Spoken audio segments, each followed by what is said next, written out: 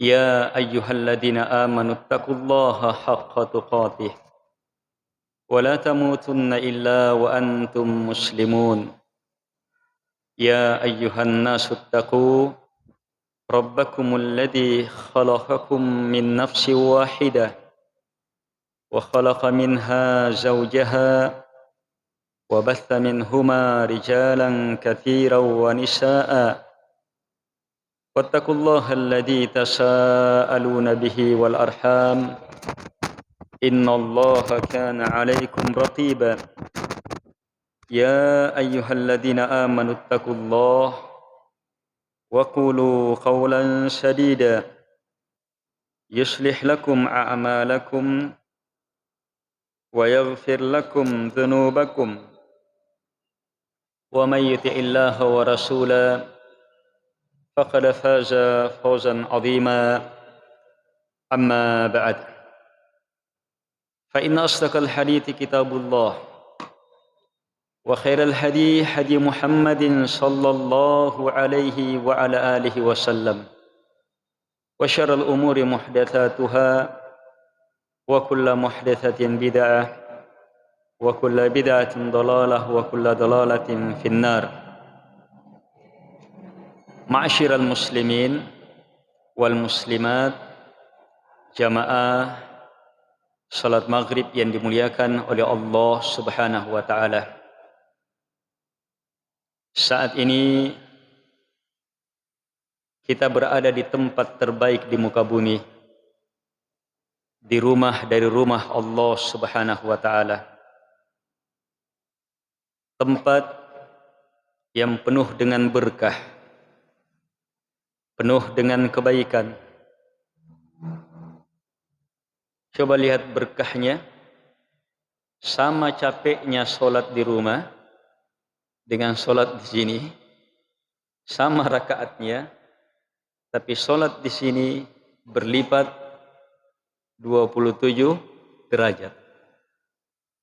Perbedaan 1 derajat saja bisa seperti langit dan bumi. Apalagi kalau sampai 27. Sebab tempatnya berkah. Karena itu syukuri nikmat besar, diberi kesempatan dan dimudahkan untuk berada di tempat yang Allah Subhanahu wa taala berkahi. Masjid dan terikatnya hati dengannya akan menjadikan hamba masuk ke dalam golongan 1 dari 7 golongan yang mendapatkan naungan spesial, naungan khusus di hari kiamat, di saat tak ada naungan kecuali hanya naungan Allah Subhanahu wa taala. Ada 7 golongan yang mendapatkan naungan. 1 dari 7 itu, rajulun qalbuhu mu'alliqun bil masajid. Lelaki yang hatinya terikat dengan masjid. Kecintaannya di masjid, bahagianya di masjid, gelisahnya kalau tidak ke masjid. Hatinya terikat dengan masjid. Ini mendapatkan naungan khusus, istimewa pada hari kiamat. Karena itu sekali lagi, berada di masjid adalah nikmat besar, kemuliaan besar. Apalagi di tengah pandemi seperti ini, Allah Subhanahu wa taala mudahkan kita berada di masjid dengan tetap dengan protokol kesehatan, sebab menempuh sebab-sebab untuk sembuh itu juga perintah Allah, petunjuk Nabi, dan merupakan jiwanya orang-orang yang memakmurkan masjid. Jiwanya orang-orang yang memakmurkan masjid. Senantiasa bagaimana bertawakal kepada Allah Subhanahu wa taala dan hati bersandar betul kepada Allah Subhanahu wa taala yang disertai dengan menempuh sebab-sebab untuk meraih kebaikan atau sebab-sebab untuk selamat dari bahaya. Nikmat kita saat ini semakin terasa besar kalau kita sadari bahwa di masjid saat ini kita berada dalam majelis ilmu, dan majelis ilmu adalah kemuliaan tersendiri. Di masjidkah, di lapangankah, di rumahkah, di warungkah, di warkopkah, selama di situ dipelajari kitab Allah, dia menjadi majelis ilmu. Dan kata Nabi, majelis ilmu riyadul jannah, taman-taman surga. Siapa yang merasakan nikmat dalam majelis ilmu, itu tanda-tanda akan merasakan nikmat dalam surga yang sebenarnya di akhirat.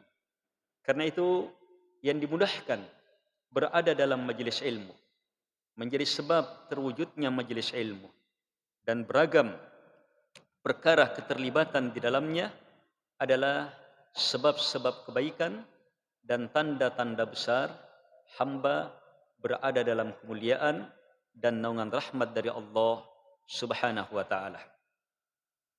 Majelis kita sesuai dengan informasi dari panitia dari Yayasan Sunnah kepada kami, minta pembahasan tafsir. Sangat cocok pembahasan tafsir di bulan Syawal. Kita awali upaya menuntut ilmu setelah baru melewati bulannya Al-Quran, bulan Ramadan. Syahrul Ramadan alladzi unzila fihi Al-Quran. Bulan Ramadan adalah bulan yang padanya diturunkan Al-Quran. Kita baru melewati bulan dahsyat luar biasa ini, yang tidak ada duanya, yang sangat spesial. Di antara spesialnya bulan itu ada malam yang lebih baik daripada 1000 bulan. Apa sebabnya? Turun pada malam itu Al-Quran. Berarti Al-Quran juga yang jadi sebab. Kenapa malam itu bisa berberkah? Amalan di dalamnya bisa lebih baik daripada 1000 bulan?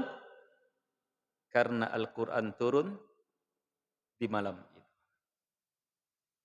Berarti majelis Quran, majelis sangat luar biasa. Berada dalam majelis Quran, berada dalam taman-taman surga. Berada dalam majelis Quran, kita berada dalam kenikmatan yang sangat besar. Firman Allah kita pahami, kita kaji. Mutiara-mutiara hikmah dari yang maha bijaksana, yang maha memiliki hikmah, Allah Al-Hakim. Kita telaah, kita pelajari.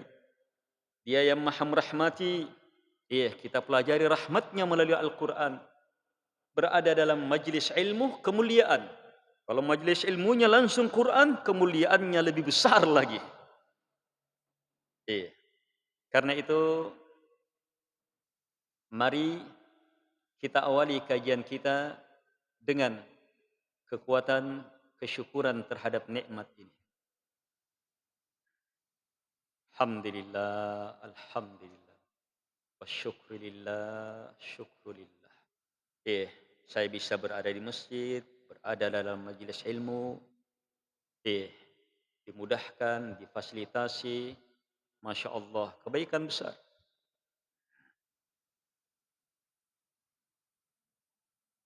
Mendasari kegiatan ibadah dengan kekuatan kesyukuran itu sangat hebat, sangat nikmat, dan sangat kuat dorongannya.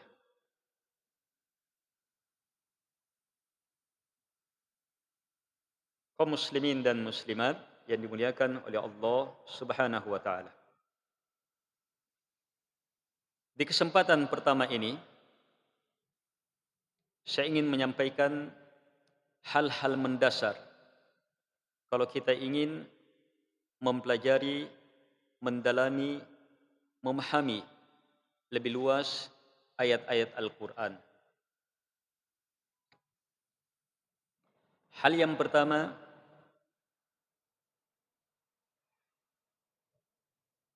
apa yang Allah Subhanahu wa taala sebutkan di awal surah Mufassal. yaitu surah Qaf.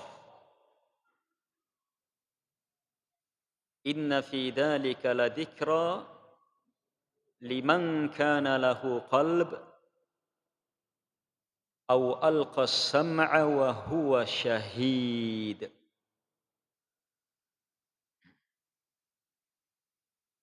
Surah Qaf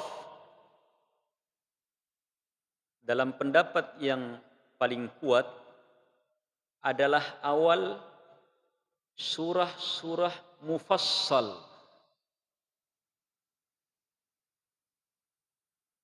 Al-Quran secara umum dibagi menjadi 4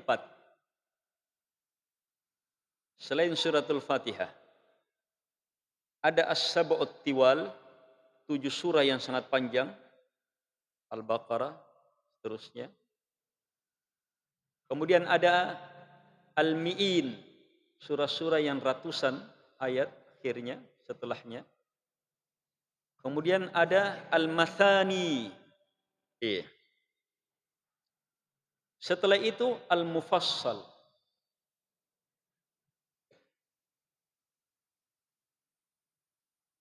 Dalam sebuah hadis dikuatkan oleh beberapa ahli hadis, Nabi alaihi salatu wassalam menjelaskan 7 surah yang pertama itu mengimbangi kehebatan Taurat.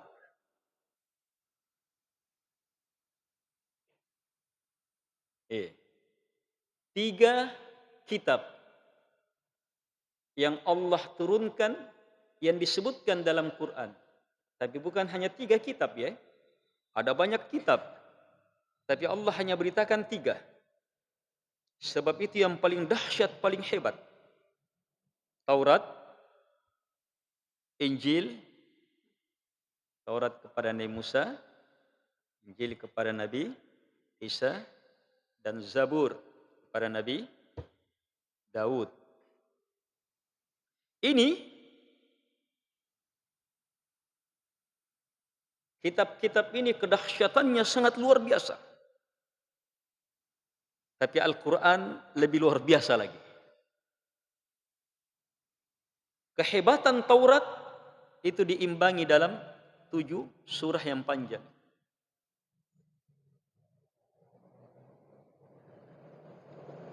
Demikian pula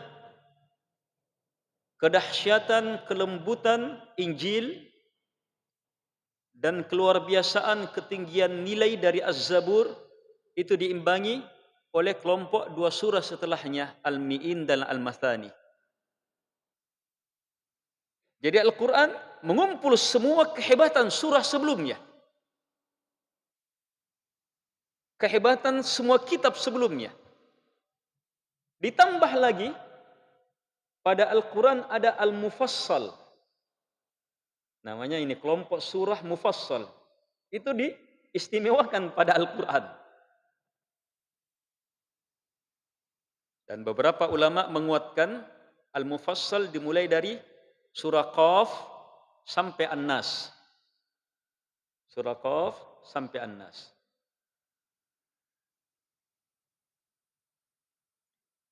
Di surah Qaf yang menjadi awal mufassal ini, dan kita tahu mufassal apa?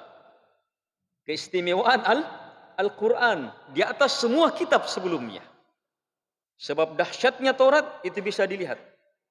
Taurat sekarang sudah di zaman Nabi saja sudah dicampur-campuri oleh Yahudi. Injil pun demikian.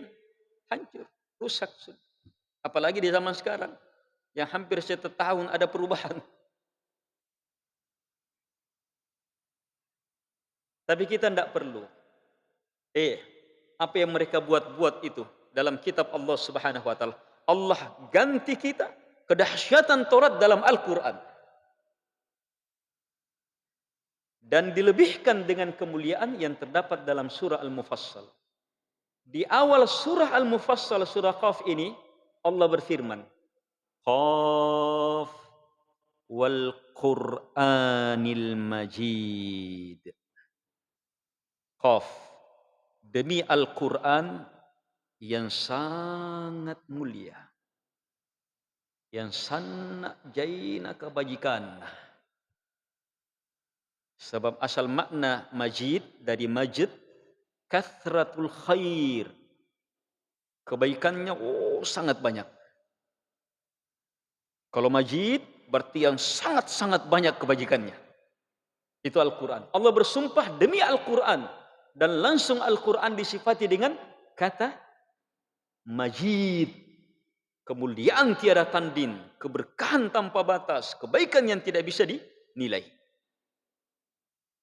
Di surah ini, di beberapa ayat sebelum berakhirnya surah, Allah menjelaskan rahasia besar membaca Al-Quran, mempelajari Al-Quran yang pasti memberi manfaat. Yang pasti memberi manfaat. Yaitu pada ayat inna fi dzalika ladzikra liman kana lahu qalb aw alqa sam'a wa huwa syahid. Sungguh kata Allah dalam perkara tadi, perkara itu masuk Al-Qur'an dan ayat-ayat Allah yang lainnya.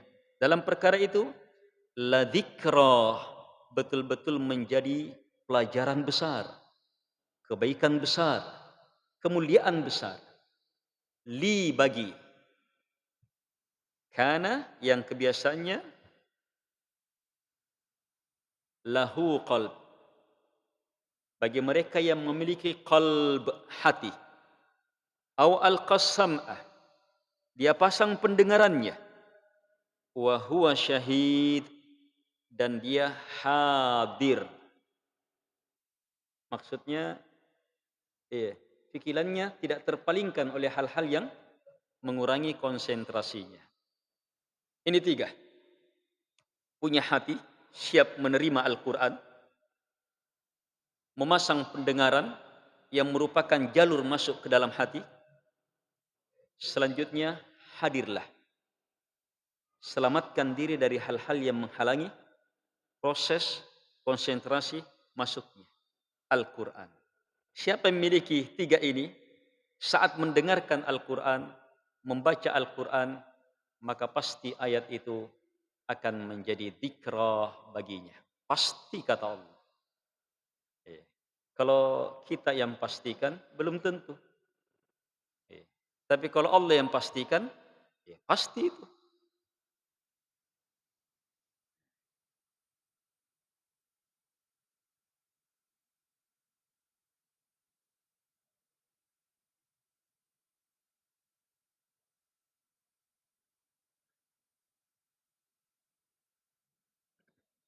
Yang pertama, siapnya hati.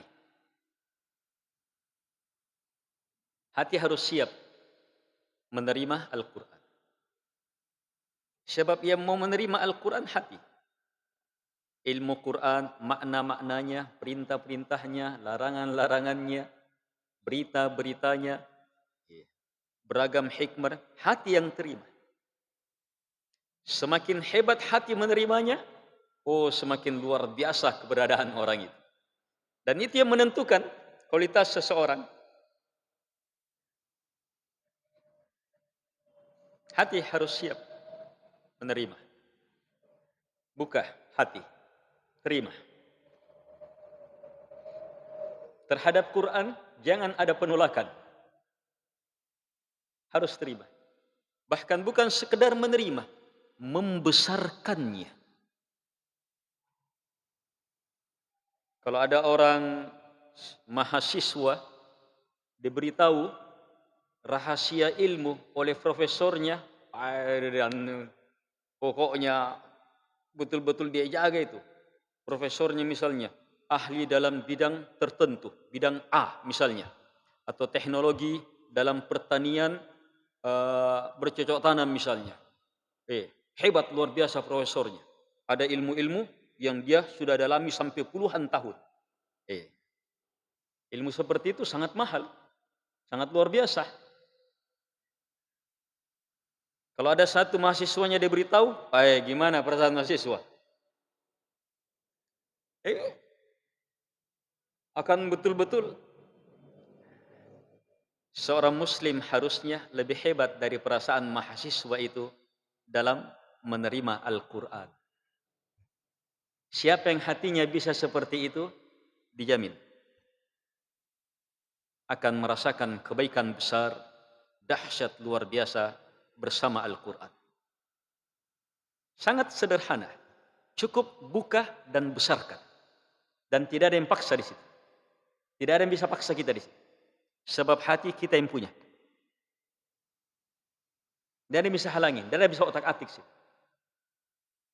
Kalau mulut bisa dijahit, bisa di ini, bisa apa? Iya, orang tak bisa bicara, tapi hati tidak ada.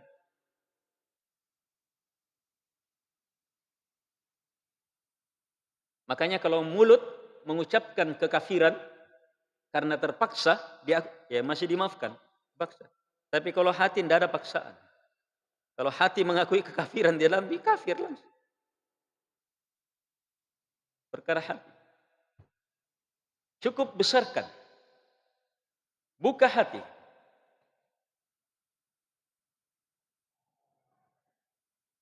Hati itu yang berfikir, menelaah, menerima, membesarkan, memuliakan, mencintai, dan seterusnya. Itu hati. Hakikat akal dan pikiran ada pada hati. Yang di sini otak membantu.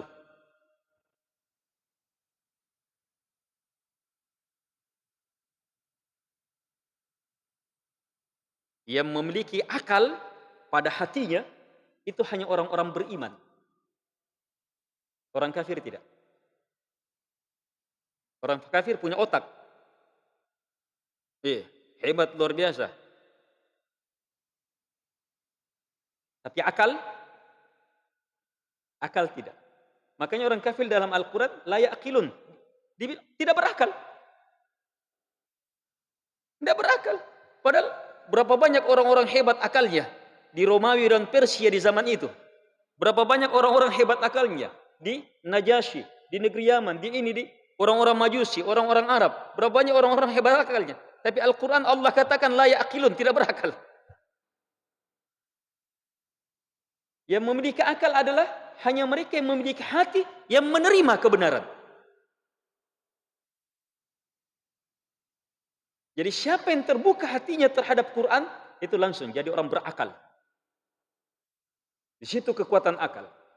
Di situ kekuatan fikiran yang sebenarnya. So, di situ kekuatan tekad, kekuatan semangat, kekuatan keikhlasan, kekuatan cinta, kekuatan harapan, kekuatan takut. Iya. Dan beragam perkara yang merupakan dasar yang dengannya seseorang bergerak dan bertindak. Siapkan hati. Terima Al-Quran.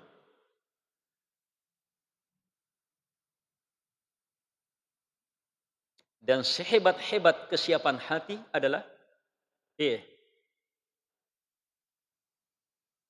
rasa takut kepada Allah Subhanahu wa taala.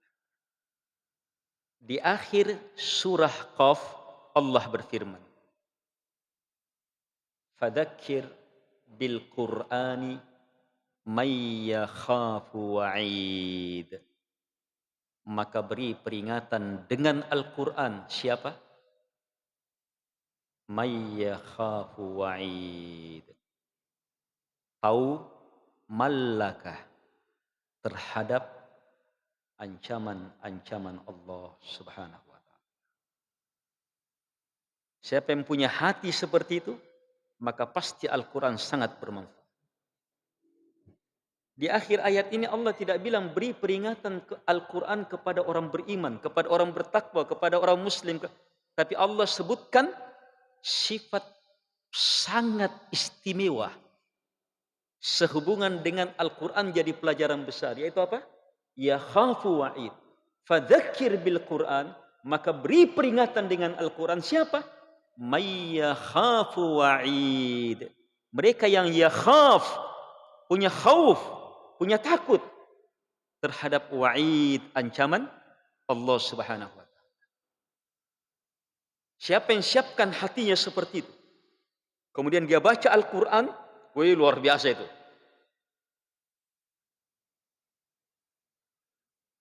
Akan sangat hebat, luar biasa. Ini yang pertama, siapnya hati.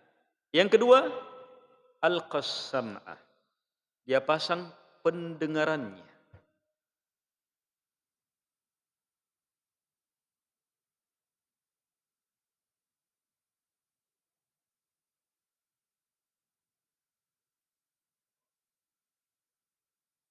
Memasang pendengaran bukan hanya sekedar ngalang ngeri di bawah.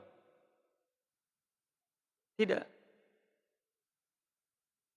Memasang pendengaran di sini mendengar, paham. Mendengar, mengerti. Lebih hebat lagi kalau mendengar apilangeri. Ada mendengar apilangeri. Itu mendengar hebat itu. Seorang ayah menyuruh anaknya, "Oh, aco, mangisay ko malimnya tanah." Nah, karena ya, aco, "Iya, Bapak." Tapi lanjut main gamenya. Dia dengar. Bahkan ada jawaban, tapi lanjut main gamenya. Iya. Bapaknya lihat, "Aco, lagi yuk mago." Ayam mi bapak. Lanjut main gamenya. Akhirnya ketiga kalinya, iya ditapik sama bapaknya. Nah, karena bapaknya tote na pelangerin. Berarti kan tidak mendengar. Padahal mendengar. Ketika orang tua bilang tidak mendengar, benar tidak mendengar? Tidak mendengar, benar. Dalam makna mendengar, apa makna mendengar di situ?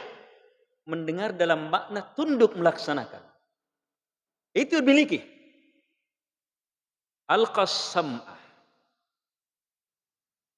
Siapkan hati mendengar seperti itu. Saat membaca Al-Quran. Kita baca, iya, siap, siap. Betul-betul siap, mau betul. Jadi dia pahami, oh iya, iya. Di dalamnya, ayam, sinampi, saya langsung. Seperti itu. Sehingga, kalau ada perintah, langsung laksanakan. Ada larangan, langsung tinggal. Oh, tena kulle. Iya, pamari mi deh. Oh, harus begini. Iya, siap laksanakan. Itu langsung memberi manfaat. Hanya yang kedua, tidak akan bisa terwujud kecuali harus yang pertama sih siap. Hati betul-betul membesarkan Quran. Iya. Memuliakan Quran. Sangat yakin ini firman-Nya Allah. Bukan sembarang ilmu. Bukan sembarang kalimat.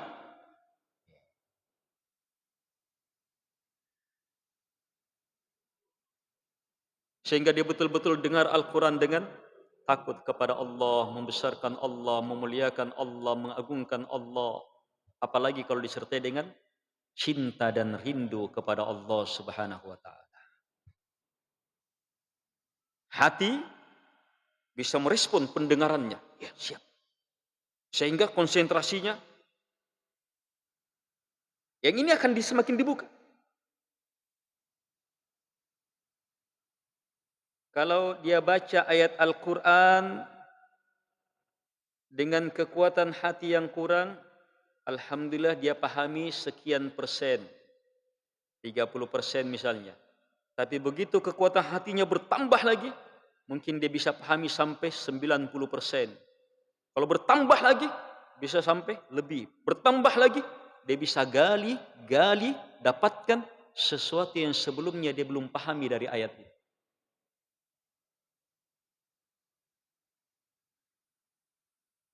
Jadi satu ayat itu, dengan metode seperti ini, itu bisa bertambah terus ilmu. Dengan satu ayat. Ini yang kita alami, biasa dengar kisahnya sahabat, tabi'in, para ulama. Kadang satu ayat itu terus dia ulangi sepanjang malam. Sebab mereka sudah masuk proses betul-betul kesiapan hati dan pendalaman total. Kalau kita satu ayat, dua ayat tambah banyak, tak dok mi. Sebab apa? Hati kita, kemampuannya dalam hidup itu terbatas. Sama-sama punya mesin, tapi isinya, kekuatan mesinnya, olinya, apanya, semuanya. Akhirnya ada yang dengan mobil yang sama, iya, hanya sampai di Sungguh Minasa, mogok nih.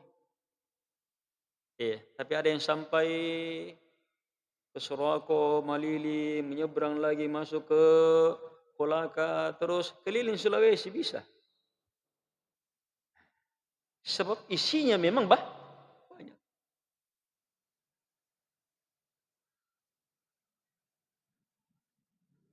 Jadi kekuatan memahami, menelaah, kesiapan mendengar itu sangat ditentukan oleh bagaimana kita siapkan hati.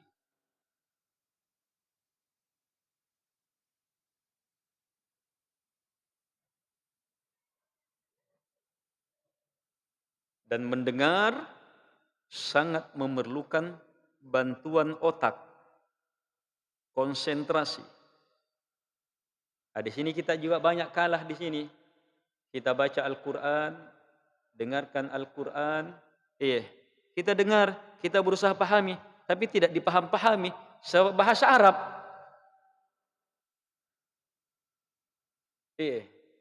memori bahasa Arab untuk memahami belum dibuka. Saya tidak belajar bahasa Arab.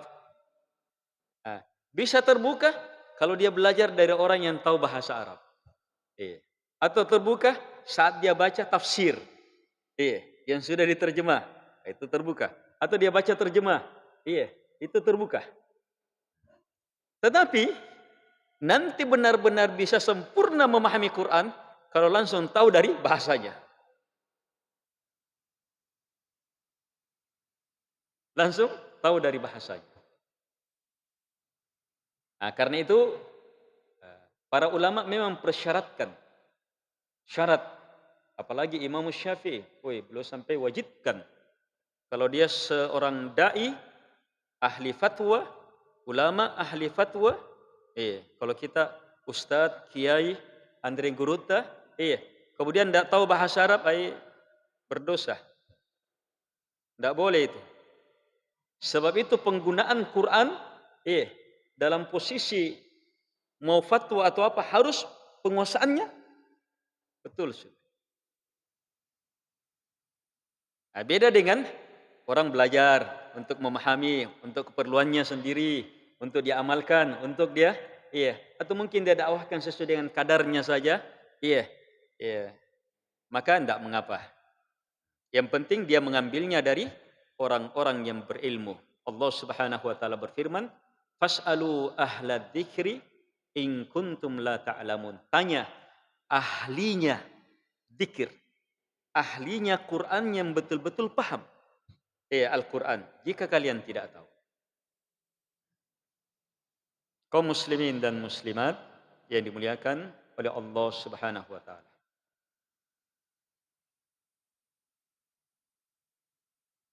Aw alqas sam'ah, memasang pendengaran. Upayakan betul bisa pahami maknanya, tafsirnya. Perlahan-lahan. Apakah dengan membaca sesuai dengan kadarnya, tapi maksimalnya langsung dari guru yang ahli dalam tafsir. Saya sendiri bukan ahli dalam tafsir, tapi tahu sedikit. Tahu sedikit. Jadi yang saya sampaikan yang saya tahu saja yang sedikit ini. Tapi kalau ahli, profesor, doktor dalam tafsir, syekh dalam tafsir, luas sekali. Kadang seorang ahli dalam tafsir itu, kalau berbicara satu dua kalimat, satu dua kalimat saja dalam menjelaskan ayat. Tetapi orang yang paham betul tafsir bisa melihat kalimat ini luar biasa hebat. Tapi kalau orang yang tidak paham, apa jentu? Tidak paham. Apa jentu? Tapi kalau orang betul-betul ahli paham, luar biasa ini kalimat. Dia bisa langsung lihat, ini betul-betul dalam dia dalam tafsir. Sebab dia sampai mengungkap dalam kalimat seperti ini. Orang dalam tafsir mampu melihat, mendalami banyak tafsir, melihat banyak makna dan seterusnya, kemudian menghadapi masyarakat, selanjutnya bagaimana menyampaikan ilmu yang sangat banyak itu sesuai dengan kadarnya masyarakat. Itu. Kalau nanti yang di pesantren yang tahu lain lagi caranya penyampaiannya, sama ilmunya. Tapi bagaimana mentransfer ilmu itu ke sesuai dengan kadar jenjang yang diterima, itu harus betul-betul ahli. Bisa dicermati? Ini yang kedua. Yang ketiga, wa huwa syahid. Iya. Kalau hati sudah siap menerima, pendengaran betul, konsentrasi, dia pahami, dia siap menegakkan. Selanjutnya syahid. Syahid artinya hadir. Keharusannya adalah dia selamat dari penghalang-penghalang. Sebab kadang ada orang hadir di masjid, badannya hadir, matanya menghadap ke sini, tetapi hatinya tidak hadir. Kuna pabalu-balu ke pantaran tama, ampatenan jaga balu-balukanna. Hatinya gasingkah. Atau ada yang hadir sementara hatinya tersibukkan dengan yang lain di luar, misalnya anaknya sakit, atau sementara ta'lim ada telepon, pakai motor, kecelakaan ini, di sini hadir, tetapi hatinya, itu namanya apa? Sesuatu yang menghalangi kehadiran. Yang diinginkan adalah hadir. Bagaimana konsentrasi, bagaimana selamat dari hal-hal yang menghalangi konsentrasi itu. Maka insya Allah Ta'ala tembus ke dalam hati dan memberi kebaikan ke dalam hati.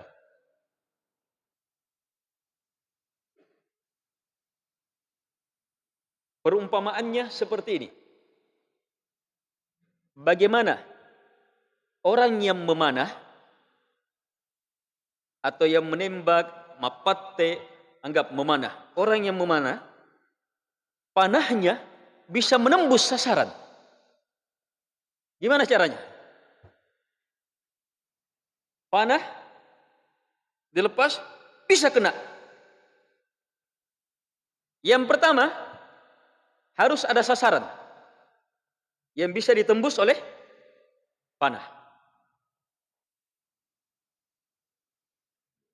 Yang kedua, jalurnya ada. Dalam arti, yang memanah pintar, tahu bagaimana memanah, dan panahnya harus panah berkualitas. Dan dia mahir menggunakannya. Setelah itu apa lagi? Tidak ada penghalang. Biar sudah ada sasaran, panahnya panah hebat, orangnya ahli memanah, tetapi punanya pokok-pokok dalekanna. Sementara yang mau dipanah misalnya ada botol-botol mau dipanah di situ misalnya, sementara dia diletakkan di belakang pohon. Tidak bisa, sebab ada penghalang. Jadi nanti bisa tembus kalau tidak ada penghalang. Syahid dia. Dan dia ahli. Bisa menggunakan. Itu. Dan apa? Ada sasaran. Terus panahnya harus panah yang hebat. Bisa menembus. Itu Al-Quran. Al-Quran tidak diragukan bisa menembus hati apapun. Hati apapun Al-Quran bisa tembus. Sudah terbukti. Lihat di zaman Nabi. Siapa yang bersama Nabi? Orang musyrikin, orang kafir, penentang Nabi. Bahkan banyak dari mereka ingin membunuh Nabi. Tapi begitu Al-Quran tembus, menjadi apa? Orang penolong pembela Nabi yang siap mati membela Nabi. Allah Subhanahu wa taala berfirman, "Lau anzalna hadzal Qur'ana ala jabal, la ra'aitahu khashi'an mutasaddian min khasyatillah." Seandainya kami turunkan Al-Quran ke gunung, kerasnya itu gunung, tingginya itu gunung. Tapi itu pun kalau seandainya kami turunkan, anggap misalnya Al-Quran, gunung itu punya hati, bisa menerima Al-Quran, sehingga turun kepadanya, maka gunung pun akan hancur roboh. Kata Allah. La ra'aitahu khashi'an, roboh, mutasaddian min khasyatillah, karena takut kepada Allah Subhanahu wa taala. Kalau yang seperti ini saja bisa, apalagi hati kita. Terlalu bisa. Itu Al-Quran. Kalau begitu tinggal siapkan hati. Konsentrasi, pasang pendengaran, siap. Dan jangan ada penghalang. InsyaAllah ta'ala hati kita akan semakin bersih, semakin kuat, semakin luas, semakin hebat, semakin mulia. Sehingga lahir pikiran, keinginan-keinginan baik, ucapan-ucapan baik, tindakan-tindakan baik, memberi manfaat kepada orang. Itulah bekal kita menuju akhirat. Kalau bukan dengan itu, maka tidak akan pernah kita teranggap memiliki bekal untuk akhirat. Semoga bermanfaat. Semoga Allah Subhanahu wa taala memberi kekuatan kepada kita untuk mempelajari, mendalami ayat-ayat Al-Qur'an, firman-firman Allah Subhanahu wa taala ya dalam majlis singkat ini. Ingat, 3, siapkan hati, dengar, dan hadir. Langsung buktikan. Langsung praktekkan. Baca suratul Fatihah, baca ini, baca ini. Langsung praktekkan, langsung buktikan. Insyaallah taala kita akan lihat keajaiban dari membaca, mendengar ayat-ayat Al-Qur'an. Pertemuan selanjutnya, sebelum masuk ke tafsir juz Ammah, insyaallah kita akan baca tafsir suratul Fatihah dulu. Yang pokoknya dulu Al-Qur'an. Kita akan dalami suratul Fatihah lebih dalam, mulai dari bismillah, basmalahnya, dan seterusnya. Ya, semoga bermanfaat. Hadanallahu wa iyyakum ajma'in. Subhanakallahumma bihamdik, asyhadu an la ilaha illa anta, astaghfiruka wa atubu ilaik. Wassalamualaikum warahmatullahi wabarakatuh.